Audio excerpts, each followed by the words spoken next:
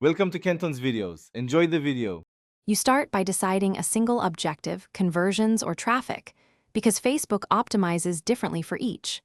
Once done, install the pixel and verify 1/2 custom events so you can track actions and retarget. Make sure your business manager has a verified payment method and organized assets.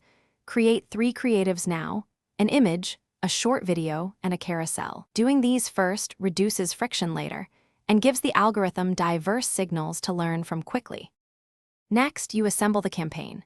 Choose campaign budget optimization for broad learning or per ad set budgets for tight control, and set daily spend for testing.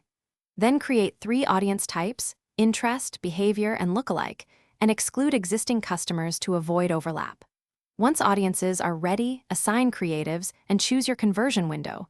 You want stable attribution so the algorithm learns. Monitor frequency and relevance score. If one creative underperforms, swap quickly to maintain learning efficiency. Finally, you optimize and scale. Review metrics after the learning phase, pause ads that show weak signals for 3 to 5 days, and increase spend on winners slowly, around 20% increments. Once stable, expand by duplicating winning ad sets to new audiences or adding placements and fresh creatives.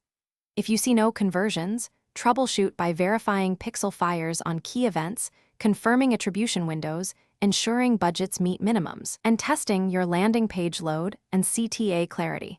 That single check. Thanks for watching. Consider subscribing if we helped you.